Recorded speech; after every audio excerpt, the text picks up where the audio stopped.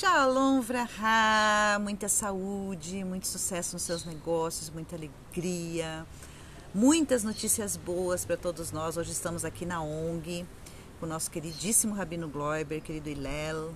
Shalom Vraha. E a gente vai gravar uma aula hoje de perguntas e respostas para o Rabino. O Rabino vai começar a aula dele explicando um pouquinho sobre a aula de ontem, sobre o início, sobre Bereshit. Nós estamos na Parashá de Noah agora. E ele vai explicar um pouquinho sobre a Parashá de Bereshit.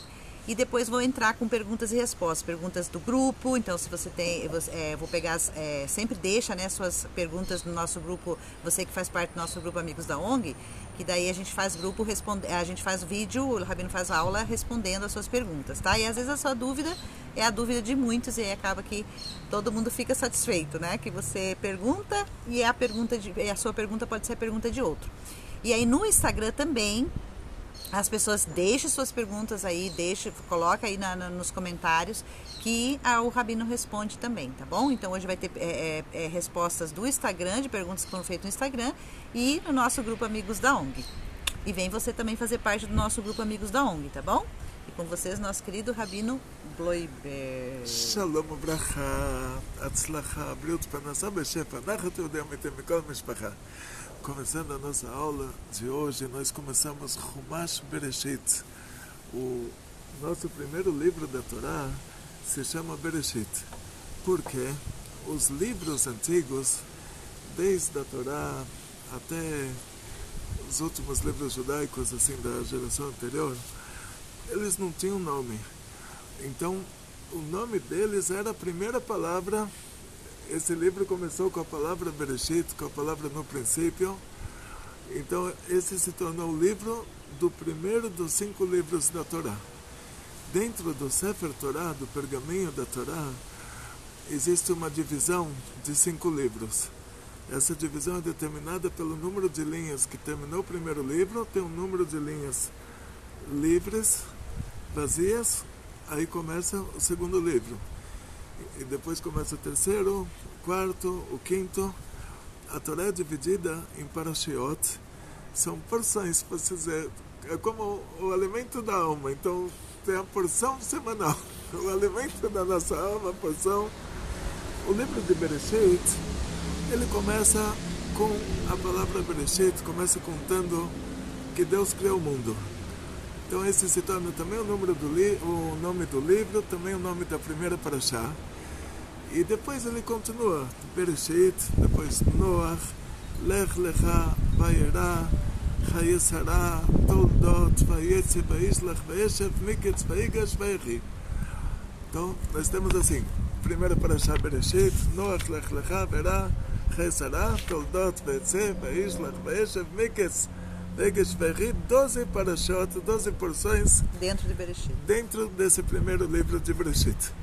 Depois vamos para o livro de Shemot, Shemot Ve'era, Bo Peshalach, Hitro Mishpat, Intruma Tesavek, Tesavek, mas vamos deixar isso para o Shemot. Então, o que a gente vai estudar agora a Torá pegou embalo na criação do mundo, contou que Deus criou o mundo, e depois já continuou no embalo, já contou sobre a Arca de Noé, sobre o nosso patriarca Abraão, depois sobre nosso segundo patriarca Yitzhak, nosso terceiro patriarca Yaakov. E quando a Torá começa com as palavras Bereshit, nós temos o Rashi, Rabbi Shlomo Yitzhak, grande sábio da Torá, viveu na Europa 1000 anos atrás. O Rashi, ele começa, ele explica, porque às vezes a Torá te traz a manchete, te fala um tema, mas não te explica o que é. E aí a Mishnah, a Gemara, os Midrashim, eles explicam mais detalhadamente os livros da Torá oculta. Então o Rashi, ele já traz esses Midrashim, a Gemara. E aqui nesse caso, quando a Torá fala Bereshit bara Elokim et hashamayim vet haaretz, no princípio Deus criou o céu e a terra, o Rashi, ele não explica o que quer dizer no princípio Deus criou o céu e a terra. Tipo, o Zohar explica, os outros grandes sábios que eles explicam a Torá, eles dão um esclarecimento porque está escrito que a terra estava vazia, desolada. Se Deus tinha acabado de criar ela, como pode ser que ela estava vazia? Ela tinha acabado de ser criada. O Rashi, ele não explica nada sobre isso. Ele faz um comentário muito interessante. Ele fala assim: Amar Rabbi Yitzhak, disse Rabbi Yitzhak. Então, essa vai ser a primeira explicação do Rashi. As primeiras palavras que o Rashi falou. E quais são as primeiras palavras que ele fala? Disse Rabbi Yitzhak. Quem é esse Rabbi Yitzhak? Dizem que o acrônimo Rashi, a palavra Rashi é formada de 3 letras. Rabbi, a letra Reish, que é Rabbi, a letra Shin, que é Shlomo, e a letra Yud, que é Yitzhaki. Quer dizer, Shlomo do Yitzhak. Shlomo é como você dizer antigamente, quando você não tinha sobrenomes na época do Rashi. Então perguntava que Shlomo é esse? O Shlomo do Yitzhak, filho do Yitzhak. Então esse Rabbi Yitzhak é o pai do Rashi. O que disse Rabbi Yitzhak? Que a Torá não deveria começar contando a história. A Torá deveria começar contando a primeira mitzvah, mitzvah número 1. Qual é a mitzvah número 1?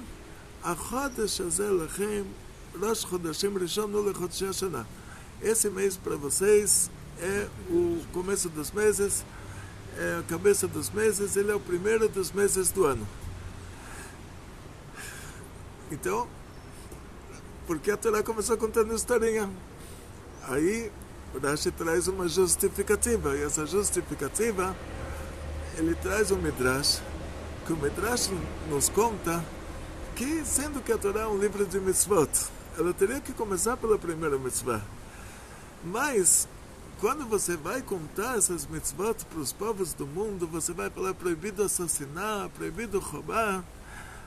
Eles vão falar: desculpa, você não tem moral para falar comigo sobre isso.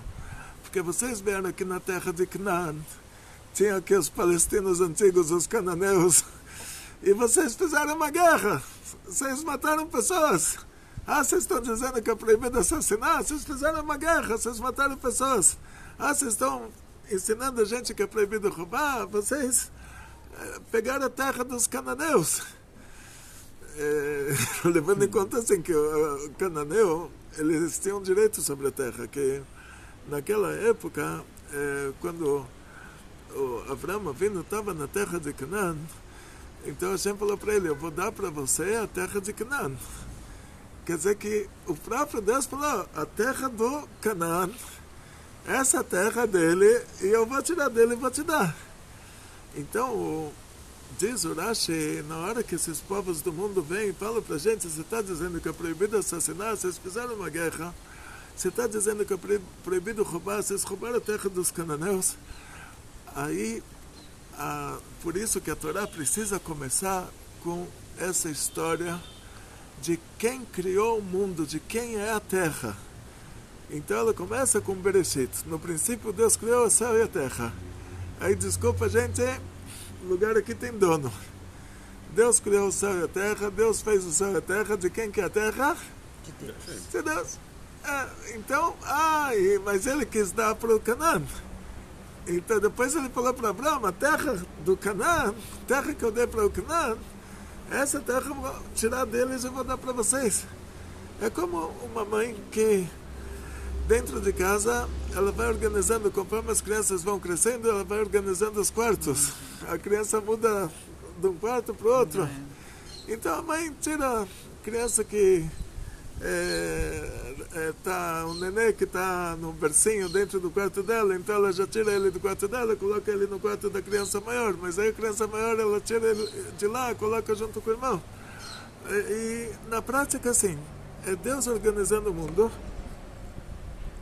Por isso diz o Rabbi Yitzhak que a Torá, a justificativa, o Rabbi Yitzhak fala que a Torá precisava começar com a primeira mitzvah, e o Rashi traz como justificativa que os Midrashim, que a gente tem moral para ensinar ao mundo que é proibido matar, proibido roubar, porque Deus criou o mundo e Ele dirige o mundo e Ele vai organizando o mundo, de acordo? O mundo continua sendo dele, continua sendo dele de qualquer forma. Então até nós próprios, quando a gente entrou na Terra Santa, nós não temos o direito de dar ela para os palestinos. Isso que o governo de Israel antigo, época que eu morava lá, aquele governo ia dar autonomia para a faixa de Gaza. O Rebbe, eu me lembro do Rebbe falando isso, o Rebbe chorou na hora que ele falou isso. Ele falou, se alguém tiver que dar essa autonomia, não vai poder ser um judeu que vai assinar um papel desses. Porque não existe um roubo maior do que isso. Você pegar a Terra Santa, que foi dada por Deus, para o povo de Israel, e dar ela para qualquer outro, não importa para quem. Então, esse é o motivo que a Torá, no lugar de começar pela primeira mitzvah, ela começa com a história de que Deus criou o mundo. Por causa que já começou com uma historinha, então ela continua com uma segunda historinha, com a Arca de Noé. E já está falando sobre a Arca de Noé, continua com uma terceira historinha, com Abraão Avinu. E daí para frente, até terminar o Chumash Bereshit, ele é todo... historinhas. Uma grande historinha, uma história com H, uma história verídica, do começo ao final. Então, agora só sobrou para nós uma pergunta. O Rabi Yitzhak falou que a Torá tinha que começar pela primeira mitzvah. Da onde o Rabi Yitzhak sabia que a Torá tinha que começar pela primeira mitzvah? Da onde ele sabia? Então, vamos nos perguntar, por que a Torá é chamada de Torá? Porque a palavra Torá é instrução. Torá Melechon Orá. É tipo, tem a Morá que ela ensina, ela dá uma instrução, ela dá uma Orá. Então, Torá quer dizer ensinamento, quer dizer instrução. Então, a entrega da Torá no Monte Sinai, ela não foi uma entrega de histórias da Torá. No Monte Sinai, quando Hashem nos deu a Torá, ele não começou contando para a gente que ele criou o mundo. Ele começou com 10 mandamentos. Começou com o primeiro mandamento, depois o segundo mandamento. Ou seja, a entrega da Torá foi a entrega dos 10 mandamentos. Daí diz o Rabi Yitzhak, por isso, que sendo que a entrega da Torá, Deus nos entregou mandamentos, então a Torá é o livro dos mandamentos. Então a Torá teria que pelo menos começar pelos mandamentos. Se sobrasse espaço no final, no lugar de ser o primeiro livro contando as histórias e o último contando os mandamentos, teria que ser o contrário, o primeiro contando os mandamentos e o último contando as histórias. Mas para mostrar para o mundo inteiro que, olha, gente, a gente não matou ninguém, a gente não roubou ninguém, Deus criou o mundo é dele, ele deu a terra para o Canaã, depois ele tirou deles e deu para nós. Esse é o detalhe. Por causa disso, a Torá começa com a história do Bereshit. Agora vamos para as perguntas. Vamos para as perguntas.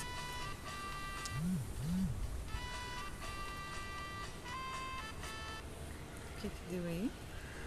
Perguntas. Ah, musiquinha. Mas a musiquinha, assim, é a espera das perguntas. Ah, tá.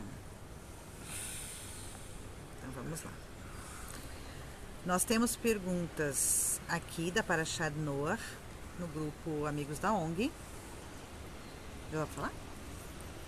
Então, Bruno Rabelo, ele pergunta: se na época do dilúvio existiam dinossauros e estes foram exterminados no dilúvio, qual a origem das espécies atuais? Outra pergunta: as espécies atuais coexistiam, aliás, com os dinossauros e foram estas salvas pela arca?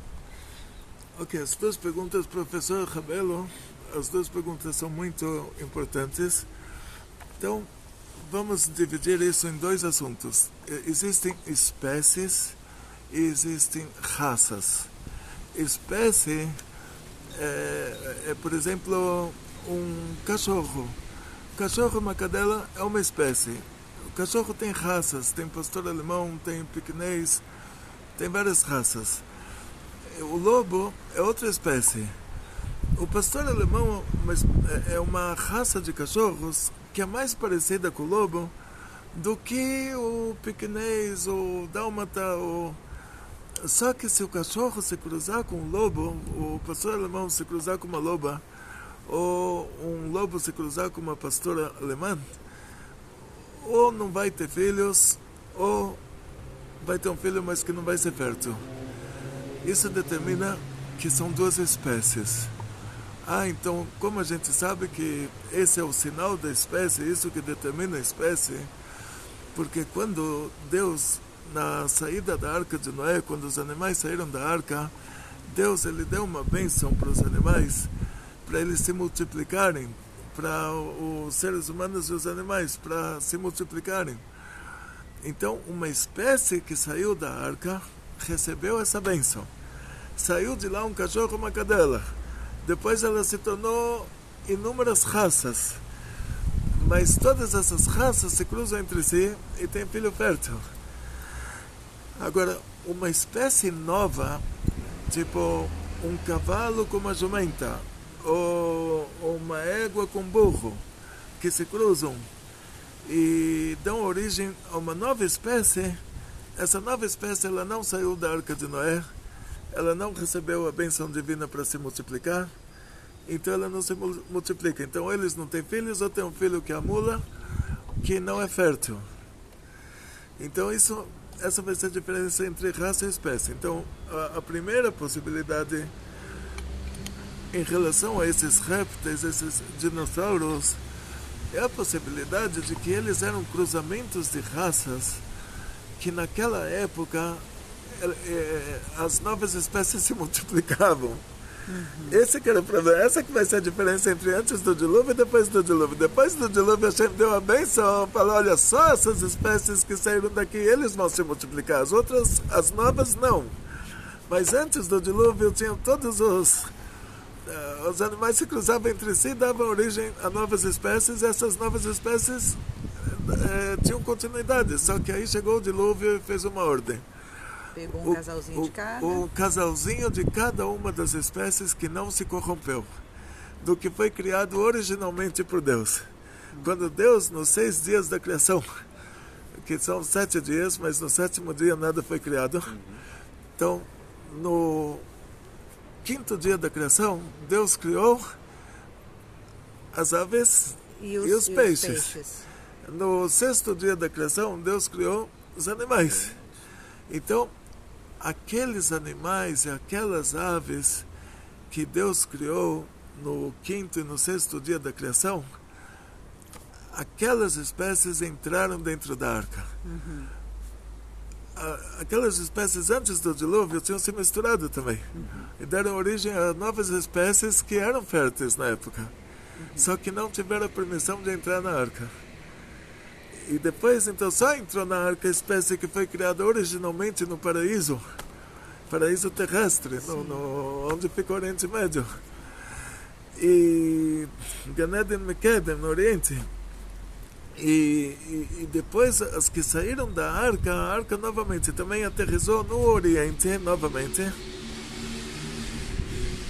Aquele Monte Ararat não é o Monte Ararat da Turquia, porque ele já é traduzido como Arei Cardo pelo Zohar, já tinha mudado de nome na época do Zohar. E novamente eles a arca aterrissou lá na Mesopotâmia, lá novamente próximo ao lugar onde aqueles animais tinham sido criados. E os animais, as espécies que saíram da arca eram espécies que não se corromperam. Então daí a gente imagina, possibilidade número 1, que os dinossauros não entraram na arca por terem sido espécies corrompidas. Agora, possibilidade número 2, que Deus criou os dinossauros no dia que ele criou as aves e os peixes, que nesse mesmo dia ele criou as cobras e os crocodilos e todos esses répteis. Então Hashem criou eles naquele dia. E eles não se corromperam, eles entraram sim na arca, mas depois que eles saíram da arca, teve uma mutação climática. Ou seja, assim, muitas espécies já não sobreviveram a essa mutação. Nós sabemos que quando Colombo chegou na América, ele encontrou aves, passarinhos que não tinha no Oriente Médio. Tudo foi criado lá no Oriente Médio. A Arca de Noé aterrissou novamente no Oriente Médio. Só que teve mudança climática, o Oriente Médio virou um deserto. Quem conhece a região sabe que não tem como trazer animais da América para lá, que esses animais morrem. E aqueles animais que, conforme foi acontecendo a mudança climática, eles foram se distanciando e eles chegaram até o continente americano, e aqui eles sobreviveram. E lá eles não sobreviveram. Então os parentes deles que estavam lá morreram, se extinguiram, e os que ficaram aqui não se extinguiram. Mas tudo foi criado lá. Em relação aos peixes e às plantas, não. Está escrito que o Rabbi Yochanan, ele explica que quando Noé pediu para a pomba verificar se a terra está seca, então a pomba imaginou assim... Como ela vai explicar para Noé que a terra secou? Tem que dar uma prova de que a terra secou. Então ela trouxe para ele um ramo de oliveira. Esse ramo de oliveira, diz o Rabbi Yochanan na Gemara, isso te mostra que o dilúvio ele foi regional. Ele aconteceu somente onde tinham as pessoas e os animais. Então, desde que Deus criou o mundo até o dilúvio, todos os seres humanos e os animais moravam naquela região, no Oriente Médio. Mas não chegaram até a terra de Israel. Na terra de Israel não teve dilúvio, e por isso quando Deus criou as plantas, diferente dos animais, quando Deus criou um boi e uma vaca, saiu da terra, está escrito que a terra tirou. Primeiro saiu o chifre do boi, saiu da terra, depois saiu o boi. Mafris, macrin, mafris, está escrito a linguagem. Primeiro saiu o chifre, depois saiu as patas. Então, Deus criou um boi e uma vaca, e Deus criou um carneiro e uma ovelha, e Deus criou um bode e uma cabra. Imagina se Deus tivesse criado uma erva. Aí o boi, a vaca e o carneiro, a ovelha, o bode e a cabra iriam comer essa uma erva, e depois disso todo mundo morrer de fome. Então, no terceiro dia da criação, quando Deus criou a vegetação, Ele não criou uma erva, Ele não criou uma flor, Ele não criou uma planta. Ele criou já a vegetação no mundo inteiro. Ele falou que a terra tire, como nós estudamos na aula de ontem, que a terra tire todas as ervas, todos os vegetais, todas as plantas. Então as plantas foram criadas no atacado, os animais foram criados no varejo. Então, por causa disso, na terra de Israel, mesmo que teve dilúvio no lugar habitado, não teve dilúvio no lugar que não era habitado. Então a terra de Israel não teve dilúvio, e lá tinha aquela azeitona, como oliveira, e a pomba ela trouxe o ramo de oliveira para o norte, para mostrar que, olha, já chegamos na terra seca. Outra coisa, outro detalhe importante, que os peixes não passaram pelo dilúvio. Deus não pediu para Noé colocar peixes na arca, eles não passaram pelo dilúvio. Outra coisa interessante é que, se você fala sobre, como nos conta Guimarães, tinham lugares que tinham fontes de água quente, então tiveram peixes que morreram, também tiveram peixes que morreram, mas a questão seria assim: o que a Torá considera peixe é alguém que vive embaixo da água. Se você tira ele da água, ele não vive mais. Agora, uma baleia pela Torá não é um peixe, é um animal. Um golfinho pela Torá não é um peixe, é um animal. Ele respira fora. Tudo que respira fora é animal. Então devia ter na arca também uma parte para as focas, para os leões marinhos, para a baleia, para o golfinho. Tinha muitos milagres lá.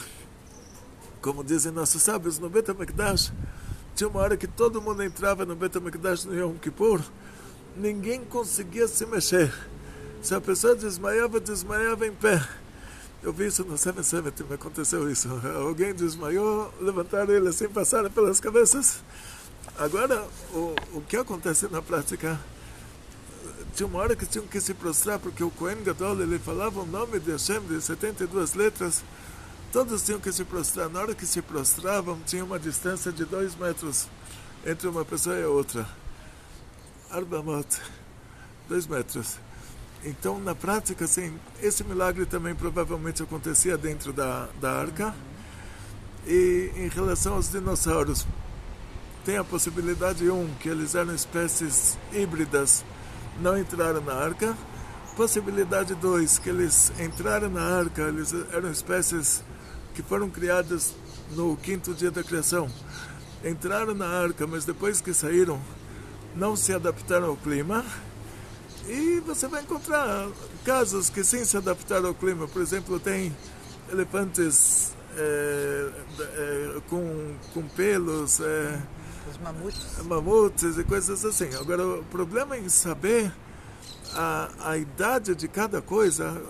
Se o cientista estivesse nos 6 dias da criação, ele pegasse uma pedra e verificasse com o equipamento dele quantos anos tem essa pedra, ia dar milhões de anos. Então esse mamute você não tem como saber agora, depois que tiveram mutações, já não é a mesma densidade do ar, já não é a mesma influência dos raios cósmicos, já não é a mesma gravidade, a mesma radioatividade. Então muita coisa fez com que hoje você, com o equipamento que a gente tem hoje, a gente aplica dados de hoje ao passado, então vai dar milhões de anos. Então, por exemplo, dar um exemplo simples, assim, os ossos abaixo de pressão, eles viram petróleo. E todos os ossos do dilúvio foram levados para o lugar que futuramente seria a Babilônia, que é a região do Golfo Pérsico, que lá tem os maiores países produtores de petróleo, que é a Arábia Saudita, o Kuwait, os Emirados Árabes.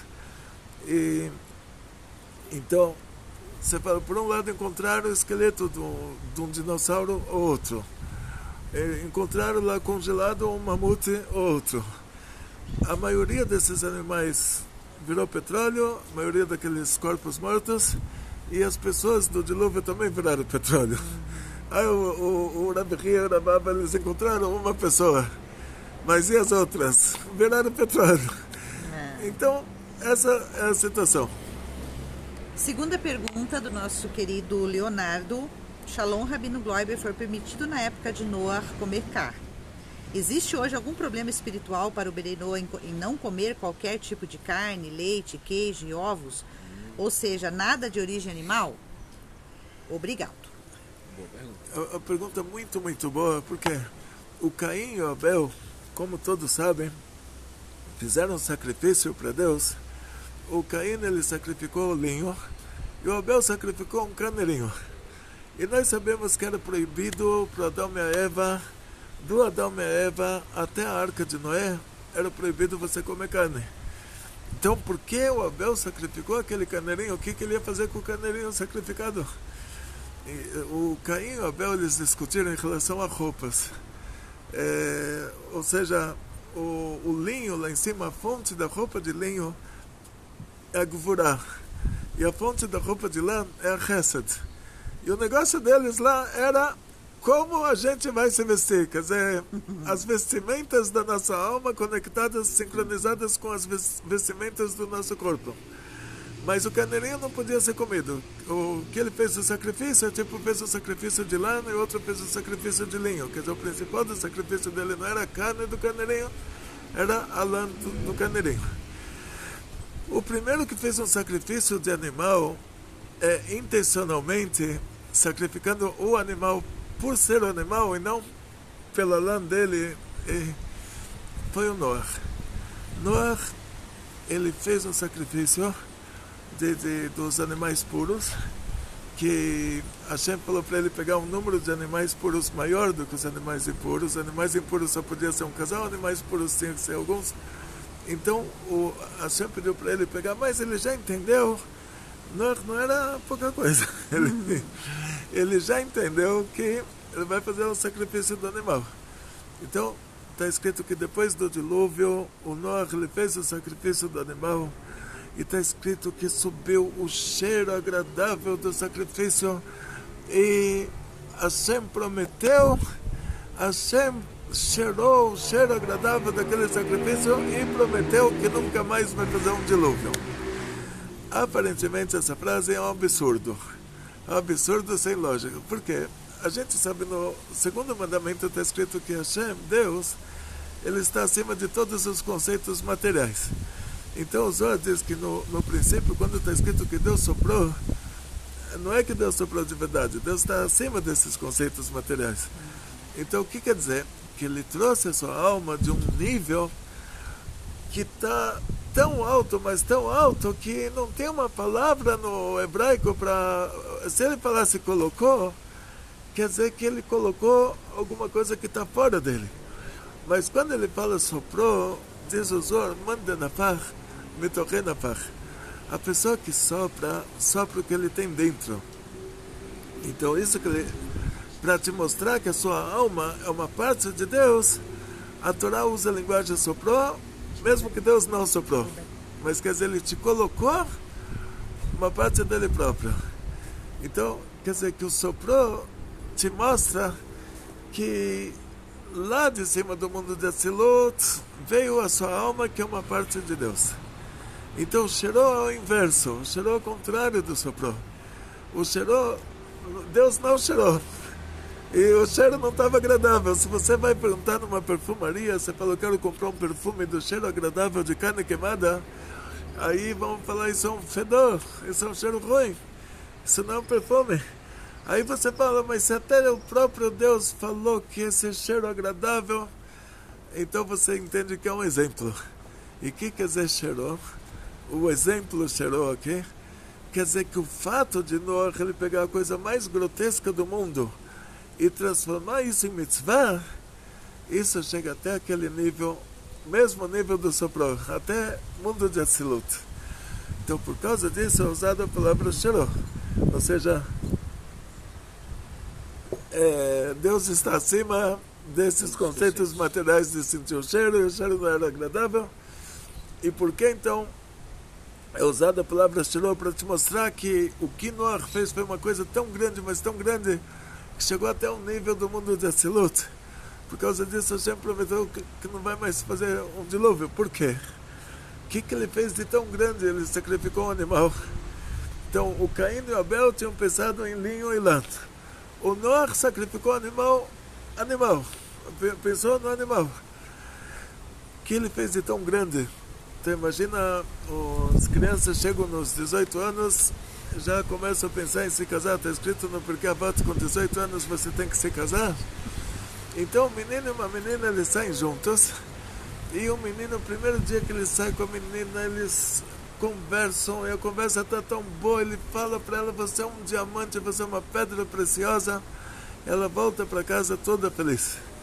Segundo dia eles saem de novo e a conversa estava tão boa, ele fala para ela, você é uma flor, você é uma rosa. Ela volta para casa toda feliz. Terceiro dia eles saem juntos e ele conversa com ela, e a conversa estava tão boa, mas tão boa, mas tão boa, que ele fala, você é uma vaca. Aí ela fica brava. Aí ele fala, por que você está brava? Aí ela fala, você está me chamando de vaca? Eu falo, o primeiro dia eu te chamei de pedra, um mineral, coisa mais baixa que tem no mundo. Você ficou feliz? Falei que você é um diamante, você ficou feliz, é uma pedra. Segundo dia já subi de nível, falei que você já é um vegetal, já é uma flor, você ficou feliz. Agora te subi de nível de novo, mais do que um mineral, mais do que um vegetal, um animal. Ela vai falar para ele, o que acontece? Que o diamante, por mais que seja um mineral, e a flor, por mais que seja um vegetal, eles não são tão grotescos quanto o animal. A coisa mais grotesca que tem nesse mundo é o animal. Então Noah pegou a coisa mais grotesca do mundo e transformou isso em mitzvah. Fez disso um mandamento divino. Então ele pegou o cúmulo da grosseria e transformou isso no cúmulo da santidade. Então ele inventou de um extremo ao outro. Por isso está escrito que isso chegou, esse ato que ele fez chegou até o mundo de Atzilut, e isso é representado pela palavra Sheró. E por isso que Hashem ele prometeu que não vai dar mais dilúvio. Quer dizer, que tudo que vai acontecer depois do dilúvio dá para consertar. Quer dizer, dá para pegar a coisa mais grotesca do mundo e transformar isso na maior mitzvah. Agora a pergunta da nossa querida Zita Cadorim. do Instagram oficial do Rabino Gloib. Ela pergunta, ela ficou surpresa, né, de saber que a geração de Noé eram de gigantes, e ela pergunta, como que os homens ficaram depois pequenos? Dizem que Davi era baixinho, ruivo e muito bonito. Então, assim, em relação ao tamanho das pessoas, não são todas as pessoas que a Torá conta sobre o tamanho deles. E o Midrash fala que o Adão Arishon, ele, assim, ocultava o sol, assim, de tão grande que ele era. O primeiro homem, o Adão da Eva, então, consequentemente, a Eva também, porque diz o Zohar que eles eram um corpo só, uma pessoa só, lado homem, lado mulher, e depois Deus separou o lado homem do lado mulher. Na prática, assim, a Torá não se foca na altura das pessoas. As pessoas antes do dilúvio, as pessoas de antes do dilúvio, nós não temos nenhum vestígio deles, porque o dilúvio destruiu tudo de maneira absoluta, tudo virou petróleo. Tipo, as pessoas viraram petróleo, os animais viraram petróleo, e o que tinha lá, o que tinha sido feito, algum vestígio, não sobrou vestígio nenhum de antes do dilúvio. Então, como nós sabemos que as pessoas eram grandes? Porque um vestígio ou outro a gente encontra. Então, os cientistas encontraram o esqueleto do dinossauro, o Rav Hir e o Rav Abba encontraram o esqueleto de uma pessoa. Mas era uma pessoa, um de muitos. De muitos e muitos. Então, dessas histórias a gente tenta entender o mais ou menos da coisa. Agora, quando chegamos em conceitos assim que a Torá chama alguém de gigante, como Og Melech HaBashan, e aí a medida da cama dele estava em Rabat Amon, e a medida da cama era em Amot. Então, o Amá é uma distância entre a ponta do dedo e o cotovelo. Então, pelo Amá de uma pessoa normal, que é a pessoa que é entre 50 e 60 centímetros, a cama do Og seria uma cama, ele não seria uma pessoa muito 4 alta. metros, né? Mas, por causa que a medida era do Amá dele, aí a gente já não tem como saber que medida era essa. Então, o que chega para nós é assim, vou contar para vocês histórias da Gemara. Que a medida das pessoas que saíram do Egito, a medida de Moshe Rabbeinu, era 5 metros. Isso está escrito. Tipo, fala o tamanho de Moshe. Fala o tamanho dele, do cajado dele, que também era 5 metros. Assim, está em aramaico, amém. 10 amot, cada mais 50 centímetros, vezes 10, então dá 5 metros.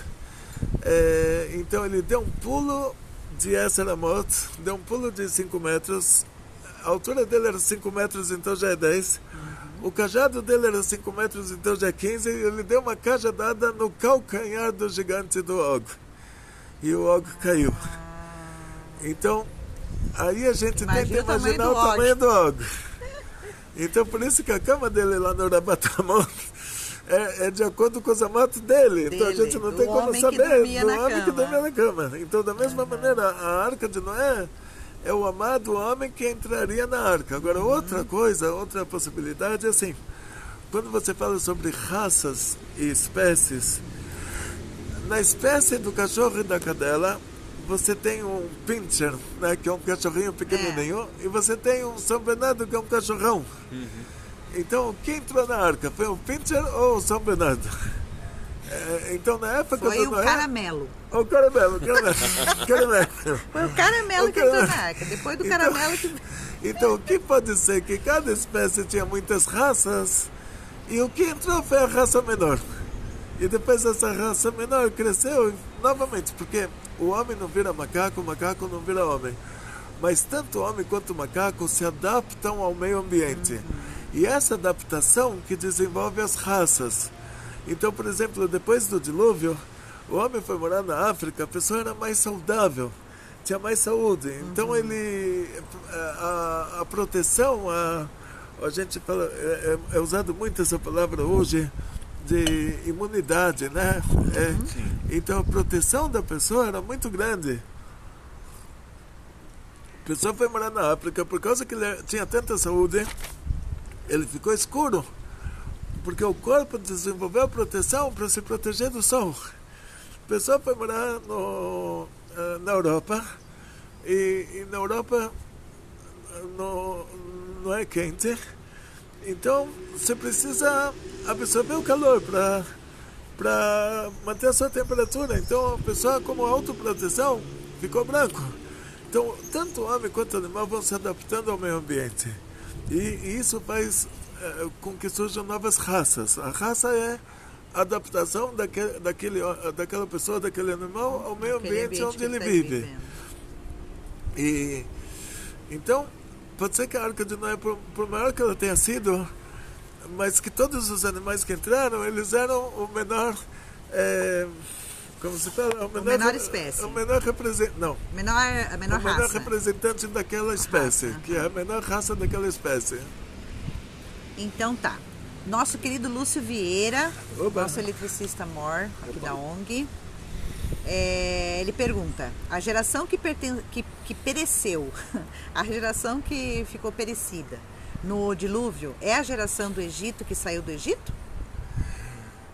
Em primeiro lugar, queria agradecer ao nosso querido Lúcio Vieira por tudo que ele faz aqui na nossa instituição. Assim, quando a Torá fala a palavra tzadik, pessoa altamente elevada, eu tem que lembrar do Lúcio. Tem que lembrar do Lúcio. O Lúcio é um santo. Tzadik gadol gadol. Muito obrigado, senhor Lúcio. Muito, muito obrigado por tudo que o senhor faz pela nossa instituição. Em relação àquela geração, diz o Arizal, aí a gente já vai para assuntos de Cabala, que o Adão e a Eva, eles brigaram. Porque o Adão jogou a culpa na Eva, a Eva jogou a culpa na cobra, e o Adão, ele culpou ela dele ter comido a fruta do Eitz Hadat e ter perdido o paraíso por causa disso. 130 anos eles estavam brigados. Nesses 130 anos vieram duas demônios, cada anjo lá em cima, ele tem aspecto masculino e aspecto feminino. Então o Gabriel tem uma esposa, Gabriela. O Rafael tem uma esposa, Rafaela. O Michael tem uma esposa, Michaela. Cada anjo lá em cima tem anjo e anja. Existe um anjo que é um anjo ruim, o anjo da morte, o anjo do lado ruim. E ele também tem aspecto feminino, ele também tem uma anja. E a gente já não fala o nome desse anjo ruim para não atrair, não chamar coisa ruim. Coisa ruim está sempre prestando atenção se está falando dele. Está sempre com a orelha atrás da porta. Sempre com a orelha atrás da porta. A coisa boa, você pode falar o nome, não acontece nada. Coisa ruim está com a orelha atrás da porta. A coisa boa você tem que sair gritando. Tem que sair gritando. Agora, a coisa ruim está com a orelha atrás da porta. E aí, a gente chama ele de Samech Mem, a letra Samech e letra Mem, que são duas letras do nome dele, e ela, a esposa dele, é L.I. Então essa L.I, com outra mãe dos demônios lá, N.A, as duas se materializaram, que o anjo daquela categoria consegue criar para si próprio um corpo material.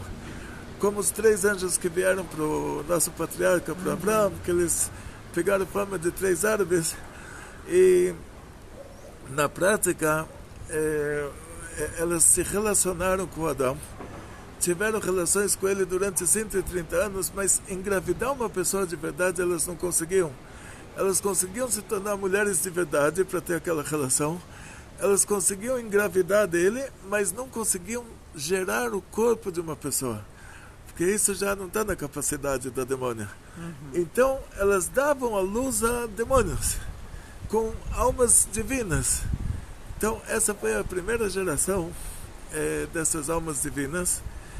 Depois eles se reencarnaram como as pessoas do dilúvio, as 10 gerações do dilúvio. Então essas foram as crianças que nasceram no Egito.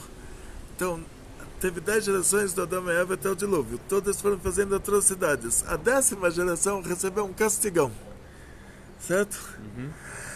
Recebeu um dilúvio. E as outras 9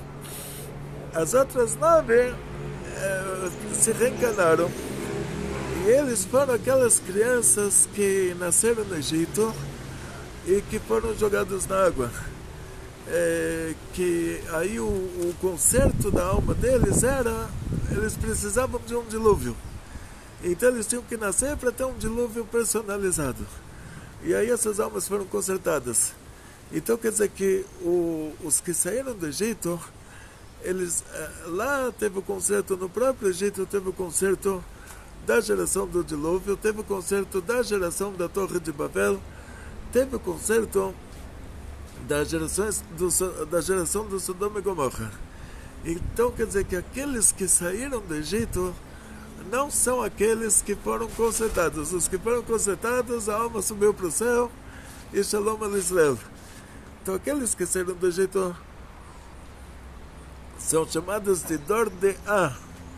Dor de A tinha o Abel do paraíso, o Abel, o irmão do Caim, o Abel que foi morto pelo Caim. O nome dele em hebraico era Hevel. A palavra Hevel é como um ventinho passageiro.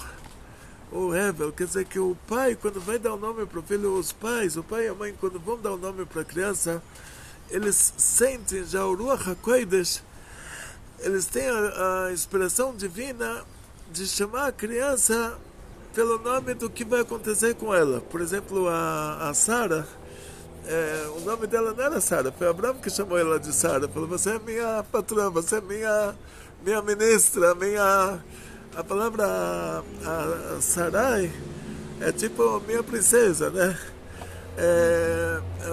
Mas o nome dela que o pai dela deu para ela era Isca. Então a Sara originalmente ela era filha do Arã, e ele era Avi Milcá e Avi Isca, o pai da Milcá, o pai da Isca. O que era Isca? Quer dizer que ele já profetizou sem querer, como todo pai e mãe que profetiza sem querer quando vai dar o nome da criança. Ele profetizou sem querer, o pai dela, que ela vai ser uma grande profetisa. E a Sara foi uma grande profetisa. E aí você me pergunta, para ser uma grande profetisa, ela tem que ter profetizado alguma coisa? E me pergunta, o que a Sara da Torá profetizou? Uma coisa muito interessante. Quando nosso patriarca Abraão, ele fala para Hashem que eu não tenho filhos, e esse que vai me herdar, ele é de Damasco, ele é o Eliezer. Então Abraão Avinu fala: olha, ele é do povo de Canaã, ele não tem a capacidade. Abraão Avinu não está dizendo vai me herdar, vai herdar os meus bens, porque todo dinheiro que tem no mundo é tudo de Hashem. Hashem, ele dá a terra para quem ele quer, ele tira de quem ele quer e dá para quem ele quer. Todas as riquezas pertencem a Hashem. Assim como o dinheiro. Ontem a gente estava estudando sobre isso. Muito, muito importante isso, porque às vezes a pessoa tem dó de fazer de tzedakah e ela não deve ter dó, porque na verdade o dinheiro não é seu. O trabalho é Hashem que dá, tudo vem de Hashem. Então, assim, quanto mais você faz a tzedakah, quando você é um banco, nós somos como se fosse um banco, né, Abba? Um lugar onde que Hashem pode depositar o dinheiro dele, mas aonde o dinheiro dele não rende, que é com a tzedakah, se ele coloca dinheiro ali e o dinheiro fica retido, não dá. Não sai para tzedakah, para estudo de Torá, para cumprimento de mitzvot, para ajudar as pessoas a estudar a Torá. Então esse dinheiro, ele não manda mais. Então aí que está a questão das pessoas não reterem os valores. Faça tzedakah. Ah, mas eu não tenho. Faça da quantia que você tem, mas não deixe de fazer tzedakah. Então, aí ele falou, em relação à herança, ele falou: olha, esse que vai me herdar, ele é de Damasco, Damasco Eliezer. Ben Beiti, Yoresh Oti, Damasco Eliezer. Abraão Avinu está pensando que ele não tem filhos, e esse que vai herdar ele é de Damasco. Qual é o assunto lá? Quer dizer, esse que é o problema de Abraão, que vai ser o herdeiro dele. Aí diz o grande tzadik Rav Kalman Epstein, ele explica essa passagem da Torá. Ele falou assim: o que Abraão Avinu está dizendo para Hashem? Quem vai me herdar? Quer dizer, quem vai ser o meu sucessor? Quem vai me suceder? O Eliezer não tem como me suceder, que ele é de Damasco, ele é um cananeu, ele não consegue chegar nesse nível de espiritualidade que eu estou. Então, quem pode me suceder? Aí Hashem falou para ele, esse que vai sair de você, ele vai te suceder. Então, o que acontece? Quem saiu dele foi o Yitzhak. Qual foi a profecia da Sarah? A profecia da Sara foi assim, que não vai herdar, o Ismael não vai herdar com meu filho junto. Também não está falando sobre herança de dinheiro. O que quer dizer não vai herdar com meu filho? Existem rebes, grandes rebes, que eles tiveram alguns filhos e cada um desses filhos se tornou um rebe, se tornou um sucessor do caminho dele. Até no próprio Lubavitch, no próprio Chabad, tem rebes anteriores que eles tiveram filhos, os filhos foram rebes de outras cidades e um ficou em Lubavitch, os outros foram para outras cidades. Tem a história do Rebbe Marash, vou contar em outra oportunidade. Mas o que acontece? A Sara, qual foi a profecia dela? Ela falou assim, o Abraham Avinu, ele tem 2 filhos, ele tem o Yitzhak e ele tem o Ismael. Mas os 2 não vão ser 2 rebes. Os 2 não vão ser, eles não vão herdar o pai. Quem vai herdar o pai vai ser o Yitzhak. O meu filho não vai herdar junto com o filho dela. E o que ela profetizou? Que judeu e árabe nunca vão conseguir viver juntos. Não imagina que a gente vai conseguir viver com o Irã, o Ismael, que é o Irã, né, e as filiais iranianas, a faixa de Gaza e etc. A Sara já falou, olha, eles não vão herdar o mundo juntos. Esse cara aí não vai herdar junto com o meu filho. Não adianta. Onde um está, o outro tem que sair. Onde um está, o outro não fica. Então esse que é o detalhe importante. Então vamos, assim, de uma maneira bem específica. Tenta especificar mais a pergunta dele. Sim. Então, vamos fazer outra, depois a gente continua com se ficou alguma dúvida, você pode colocar no grupo, tá, Lúcio? Que daí ele responde por áudio, tá? Então, Alex, agora vamos mudar um pouco o tema, né? A gente estava falando aqui de Bereshit e de Adam, né? Que é a nossa paraxá, mas tem o nosso querido Alex aqui, esposo da minha querida Altina, amiga da ONG, casal maravilhoso. Ele fala, Shalom a todos. Gostaria de perguntar para o Rabino, rezo no Sidur Tehilat Hashem. É uma alahá para o uso da mezuzá, caso ela tenha algum defeito nas letras hebraicas, não pode ser usada. Bom, ele quer dizer assim, se está na alahá, né? Se tem algum defeito nas letras, não pode ser usada. Sim. Aí essa alahá se estende ao Sidur, caso esse Sidur que ele esteja usando tenha um defeito nas letras, não em hebraica, mas na letra em português, ele tem que ser trocado ou pode ser utilizado para reza normalmente? Em relação ao Sidur, eu tenho o Sidur faltando página, pior do que isso. Então, ali na sinagoga tem o Sidur com erros no hebraico. Então esse Sidur que falta página, tem o mesmo Sidur na sinagoga no Shabbat. Chega naquela página que está faltando, eu sei a página de cor. Eu falo ela de cor e continuo. Está escrito até em relação a Megillah. Se faltam certas partes que não mudam o tema, a pessoa pode falar de cor. Então não tem problema nenhum. E com relação a mezuzá, aí já é outro. A mezuzá, quer dizer que a mezuzá não é que será. Se na mezuzá está faltando palavras, tem alguma letra que está faltando um pedaço que já descaracteriza ela, ou seja, tem casos assim que são chamados de Shelat Tinok, casos da mezuzá, que eu fui sofrer lá em Israel em 1984, fiz curso de Sufrut, escrevi mezuzot, e já se fazem 40 anos, 41 anos, e tive uma mezuzá que a letra, estávamos na dúvida se é uma letra Reish ou uma letra Vav. Ou seja, estava bem limítrofe entre as duas letras e não tinha como se determinar que letra era essa. Para não perder a mezuzá, fui para o rabino da cidade, Rav Mordechai Ashkenazi, ele falou, essa categoria de pergunta é chamada Shelat Tinok. Você tem que ir para o Heder, para o Talmud Torah, pegar uma criança da Kita Aleph, do primeiro ano, que já sabe as letras, mas já sabe de uma maneira bem genérica, que não vai adivinhar a continuação da letra, que ele vai te falar o que é, e não tentar imaginar a palavra. Então essa criança que só sabe as letras mesmo, pergunta para ele que letra é essa, o que ele falar, Tá falando. quer dizer que é essa letra. Então a mezuzá, se ela tem uma letra que está faltando um pedaço,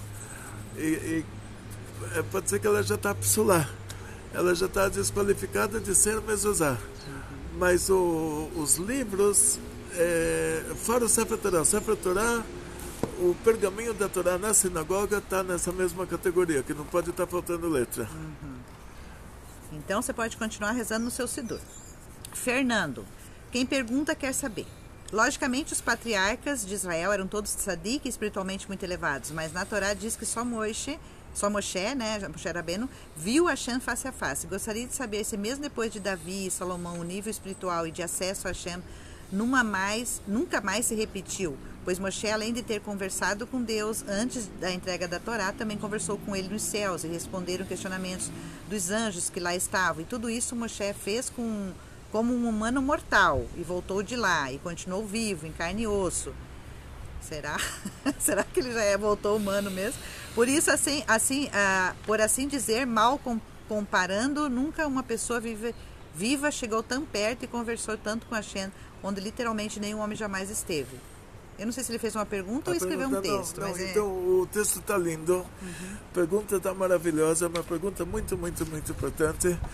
O que a gente aprende daqui é o seguinte, que Deus é a essência do bem, a natureza do bem é fazer o bem, e nós temos o nosso limite, quanto de revelação divina pode acontecer para a gente e a alma continuar no corpo. Esse limite cada um de nós tem.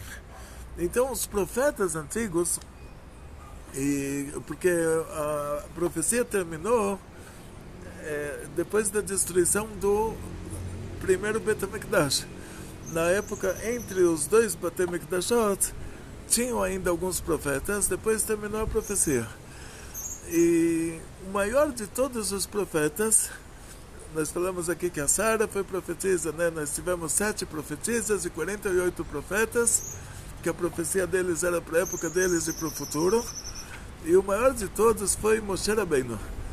Dizem nossos sábios, no Zohar, que é a área dele, esse assunto de profecia, de assuntos espirituais, qual é a diferença entre a profecia de Moshe e a profecia dos outros profetas?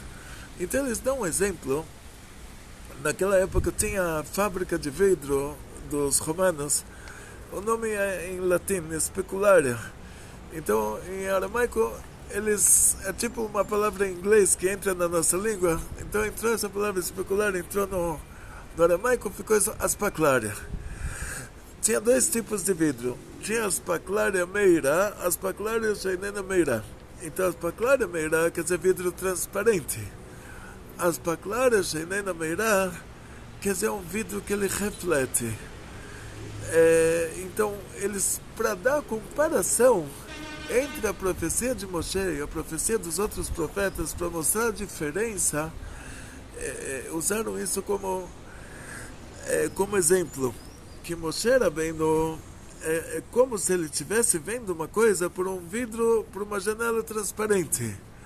Os outros profetas é como se estivessem vendo um reflexo, ele tem que deduzir o que ele está vendo, ele tem que explicar sem fazer tirar uma conclusão do que ele está vendo.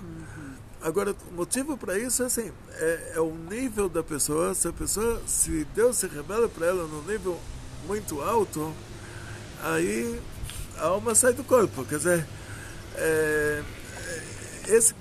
essa toda a preocupação divina é isso. É se revelar para nós num nível que a gente consiga permanecer vivo.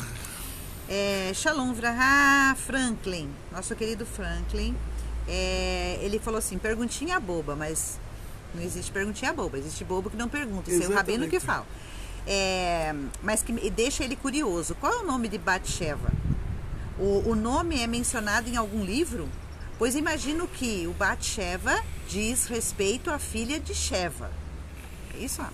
Então, assim, o Davi e a Bat-sheva é uma coisa muito interessante. Tem nomes na Torá que quando você traduz esses nomes, você chega numa tradução, você fala Beersheba. Beersheba, é o poço 7. Não, não é o poço 7, é o poço onde Abraão e o Avimelech, o rei da Filistéia, onde eles fizeram um juramento. Então a palavra Shvuah está ligada, o Beersheba quer dizer o poço do juramento. Então às vezes uma palavra na Torá, dependendo de qual letra você escreve, pode mudar o sentido.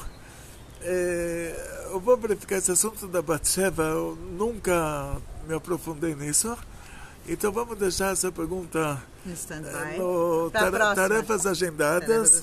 Eu vou procurar no Zohar uma explicação para isso e aí a gente já fala na próxima.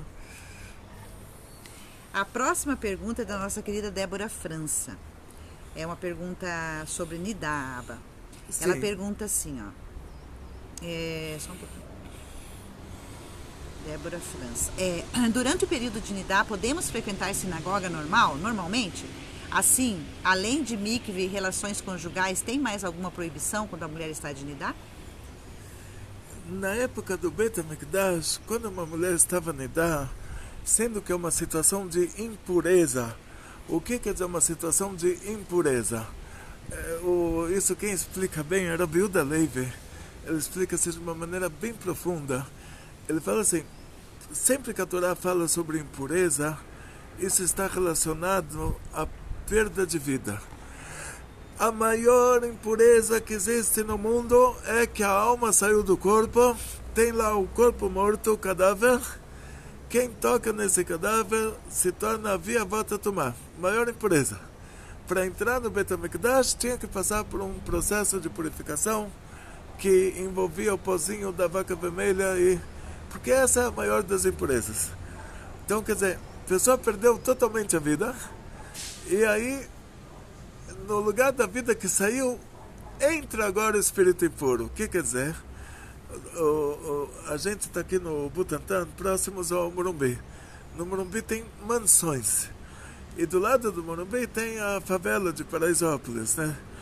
Então imagina uma mansão, a família que morava na mansão resolveram que eles vão embora. Foram embora e deixaram a mansão aberta.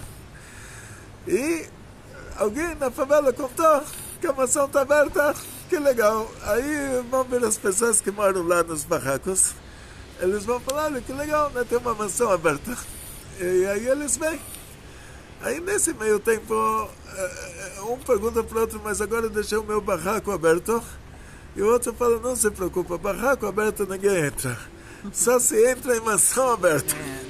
Então o que acontece? Quando a alma sai do corpo, tem muitas criaturas por aí, muitas coisas do lado que não é o tema da nossa aula, que essas coisas vão pairar sobre aquele corpo morto, vão tentar pegar de lá um resquício de santidade que sobrou naquele corpo para se alimentar desse resquício de santidade, para pegar um pouquinho de vitalidade.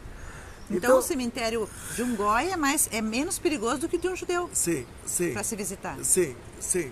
Também não pode, mas menos. Assim, visitar pode, mas assim, em relação ao Beit HaMikdash a gente está falando. Sim. Se a pessoa visitou o cemitério, ele entrou lá e rezou no túmulo e colocou as mãos no túmulo, tudo. Depois, para entrar no Beit HaMikdash, ele tem que passar por um processo de purificação. Então, o que causou aquela impureza? Aquela pessoa que está lá enterrada, ele tinha vida e a vida saiu. E aí a impureza substitui a vida que saiu. Agora vamos imaginar uma mulher grávida. Baruch Hashem Mazal Tov, mulher está grávida, parabéns, e chega o 9º mês, ela dá a luz, e é feito o Brit Milá para a criança, a maior festa, todo mundo fala para ela, parabéns que você encarou, você teve coragem de engravidar de teu filho, olha, não existe uma mulher mais fácil do que você, e ela está impura, por ter dado a luz, o filho está importante, fez o Brit Milá, tão importante. O que torna ela impura por ter dado a luz? Ela era 2 vidas. Agora ela é uma vida só. Então ela é menos vida. Menos vida. Quando é menos vida, ela fica impura. Aí fica impura. Agora a mulher que menstruou, que é o caso que você está perguntando da Nidá, então ela tinha um óvulo. O óvulo era vida. ela perdeu esse óvulo. Então, perdeu vida, fica impura. Mas frequentar a sinagoga pode. Aqui é a pergunta dela, né? Posso frequentar a sinagoga normal? Pode frequentar a sinagoga normal. Então, em relação ao marido... Agora, relações conjugais. Né? Em relação ao marido, não pode dormir com o marido quando está menstruada. Nós temos no nosso site uma página... De Nidá. Não está escrito lá Nidá. É pureza familiar. Está escrito mulheres casadas, tará, alguma coisa. Depois a gente procura nessa página. Vamos colocar nossa página de... vamos colocar aqui depois. A gente coloca na descrição do grupo, a gente coloca a nossa página de pureza familiar. Que é muito importante. Aí o Akivas, nessa mesma linha, ele pergunta, quem gosta de fazer atividades físicas, esporte, como por exemplo academia, musculação, natação, artes marciais, que nem o Rabino faz, né? Judô, karatê. O Rabino faz judô, karatê, artes marciais, musculação, bicicleta. Aí ele pergunta, quem faz tudo isso, brincadeiras à parte, como que fica a questão do recato, tanto para homens quanto para mulheres, Rabino? Ok, em relação ao recato, isso vai muito pelo país onde você se encontra. Então, por exemplo, hoje em dia você entra no supermercado e dependendo da cidade que você mora também, as pessoas que se encontram dentro do supermercado, elas se vestem de acordo com o clima da cidade. Então, não tem nenhuma proibição da Torá de você entrar no supermercado e fazer suas compras. Mas a mulher da caixa está de alcinha e ela pega o dinheiro diretamente da sua mão. Não tem nenhuma proibição. O assunto do recato é mais em relação a você não querer atrair a atenção dos outros. Isso que os outros estão lá. Os outros são os outros. Você está andando na rua, é permitido para você morar no Brasil, é permitido para você conviver com as pessoas que não têm o seu nível de recato. E o problema seria assim, você falar um Birkat Hamazon, uma bênção, se tem uma mulher na sua frente, você é um homem, né? Porque uma mulher poderia falar essa bênção na frente de outra mulher, mas se tem um homem, na frente dele tem uma mulher de mini blusa, mini calça, mini tudo, você não vai poder falar um Birkat Hamazon, uma bênção depois de comer o pão, com essa pessoa na sua frente. Então o que você vai fazer? Dar um jeitinho, olhar para o Sidur, olhar para baixo, não falar a bênção olhando para ela, porque pode trazer um pensamentos assim que não deveriam estar aí nesse momento. Esse que seria o problema com o tzniut. Quer dizer, o tzniut, a gente vive no meio de todo mundo. Aqui é permitido para a gente morar no Brasil, é permitido para você entrar no supermercado, é permitido para você ir para a academia. Agora, tem lugares que a comunidade judaica é tão grande, mas tão grande, mas tão grande, que eles podem se dar o luxo de fazer uma praia para homens, praia para mulheres. Eu me lembro que em Haifa, lá em Israel, tinha praia para homens, praia para mulheres. Eles podem fazer academia para homens, academia para mulheres. Eles podem se dar esse luxo porque a comunidade lá é muito grande. Aqui no Brasil,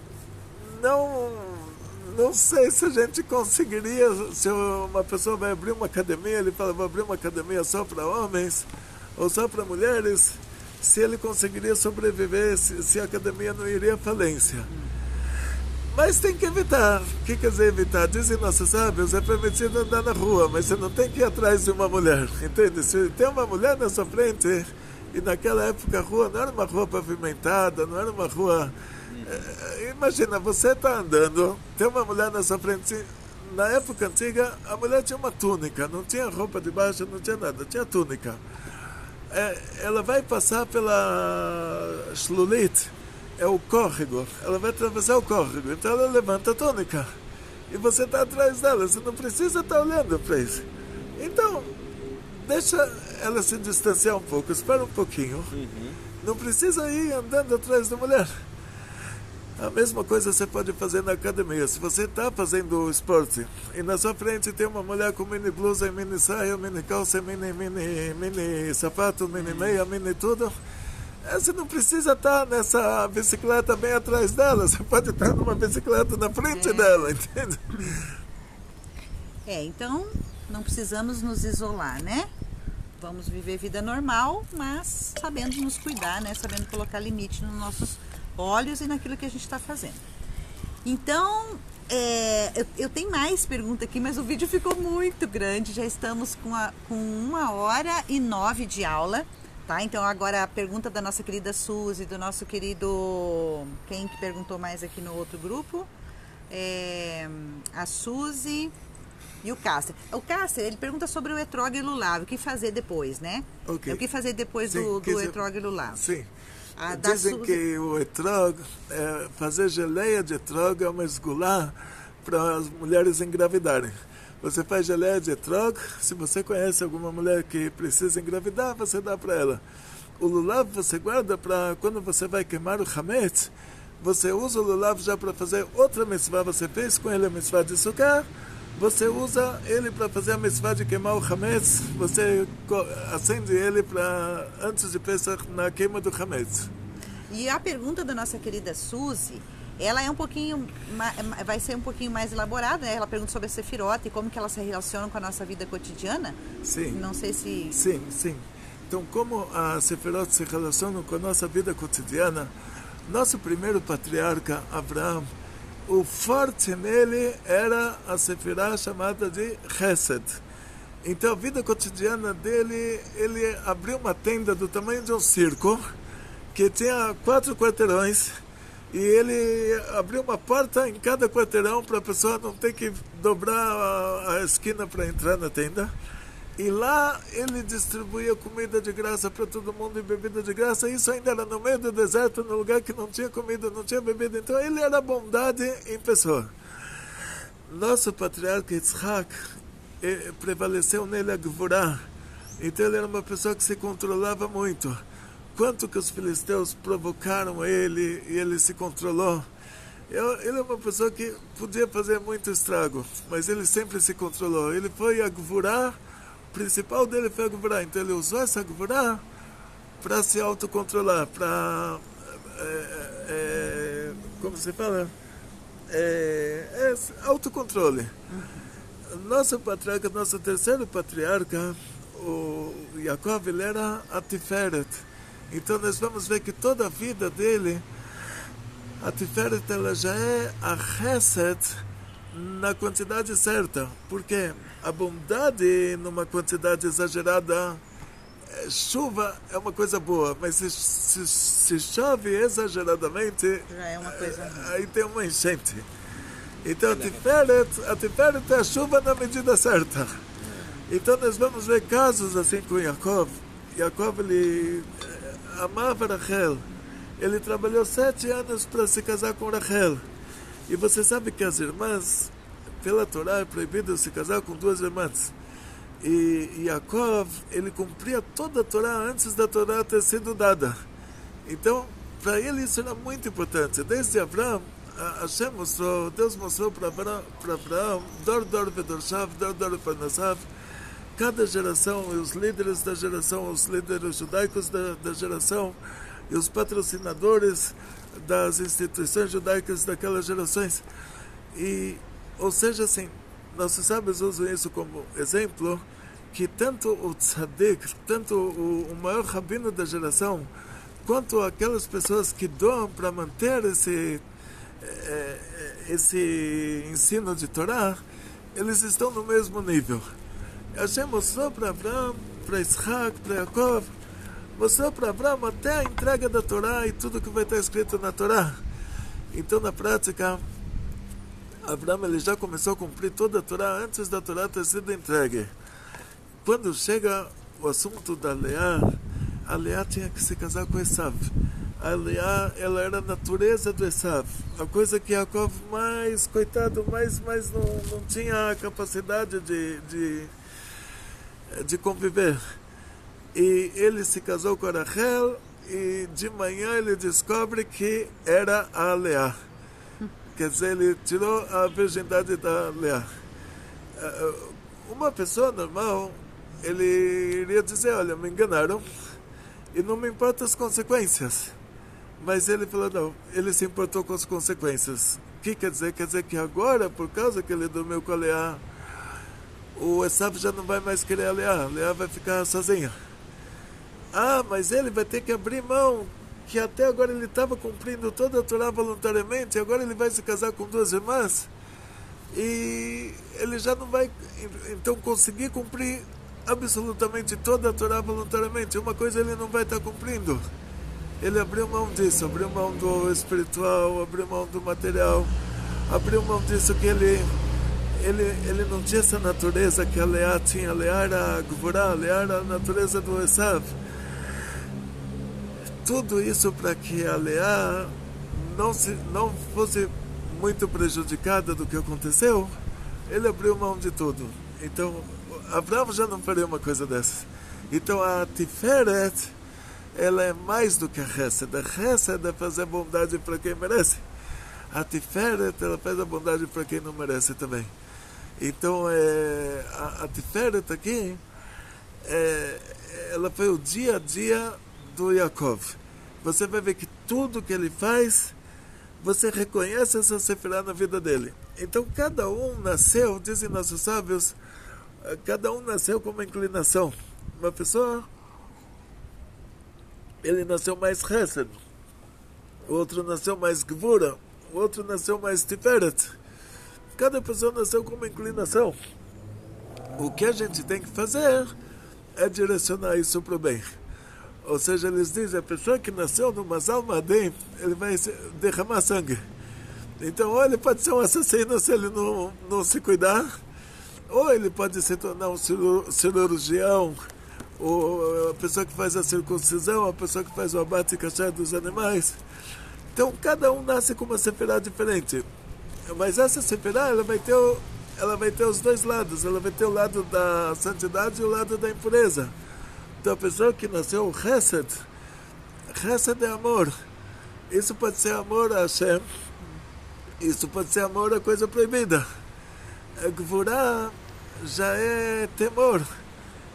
Isso pode ser temor a Deus, isso pode ser amedrontar o outro sem motivo. Então, botar o terror. Então, cada pessoa tem a sefirá dele, e essa sefirá, ela tem o lado bom, o lado ruim, e cada pessoa, durante a vida inteira, vai lapidando a própria sefirá para revelar o lado bom dela. Muito, muito obrigado. O vídeo ficou longo, mas vale a pena. Um monte de perguntas boas aí, recorrente, que todas as pessoas têm dúvida. Então o vídeo ficou com bastante conteúdo para você. E eu quero agradecer que chegou aqui, né, as plaquinhas, né, das pessoas que ajudaram com a nossa cozinha de carne aqui da ONG. O Dr. Natsutaro Suzuki, muito obrigada. Se tem um tzadik, esse aqui também na ONG, ele é um. Esse garoto aqui que eu amo de paixão, já faz uns 5 anos, filho do Neves, no querido Arthur. Arthur, olha sua placa aqui, vai para a cozinha também. Muito obrigada pela ajuda de todos vocês. O nosso advogado aqui da ONG, Dr. Teófilo, que sempre está nos ajudando e muito, com muitas coisas importantes. O Ariel e a Hanna, já faz tempo essa plaquinha, né? Agora chegou, vamos colocar também aqui na nossa instituição. Família Timerman, muito obrigada. Muito obrigada pelo apoio de vocês, pelo carinho. As crianças, Daniel e Giovana, a Gigi, muito obrigada pelo apoio de vocês. Você não sabe o quanto porque nós não somos grandes. O Rabino Gloiber ajuda tantas pessoas de tantos jeitos. A gente passa por tanto sufoco, né, de perseguição e tudo mais. A gente vai fazendo as coisas de uma forma tão milagrosa, mas graças a Deus, né, a Shem conosco, o Ureb sempre presente aqui. Então, assim, sai ano e entra ano, e a gente vê o tanto que acontece milagres sem medida aqui na vida do Rabino, principalmente, na vida da instituição, da ONG e de tudo mais, e com o apoio de vocês. É pessoas boas como vocês que a Hashem manda para nossas vidas, que a gente pode contar, né, com vocês para qualquer coisa. E Marcos com U, olha aqui seu livro, já vou pedir agora para o Rabino Gorbe autografar. E para quem não sabe, o Rabino ainda tem algumas exemplares do Bereshit, tá? Amanhã ou depois a gente vai fazer um correio aí, Blineder, e daí já vamos estar enviando. Esse aqui é o do Marcos. E é Bereshit, pessoal, é um livro incrível que fala de todas as parashiot agora que nós começamos a estudar agora, novamente agora, né, de Bereshit. Um beijo no coração de todos vocês e tudo de bom. Eu não falaria melhor, por isso que eu deixo ela falar porque ela fala melhor. Opa, Atzlacha, Breut, Panasá Bechefa, muito sucesso, muita saúde, muito dinheiro, felicidades judaicas e toda a família, grandes milagres em grande estilo. Continuem fazendo as suas perguntas. Isso, no grupo, no Instagram, no Instagram, aqui no nosso grupo Amigos da ONG. Você que não faz parte do nosso grupo Amigos da ONG, por favor, me chama no WhatsApp, eu posso passar as informações para vocês. Então, continue fazendo as perguntas no grupo Amigos da ONG, no grupo ONG Torá, que também lá é cheio de amigos. Vamos estudar Torá. Um beijo, tudo de bom. De Kol Tov, muita alegria.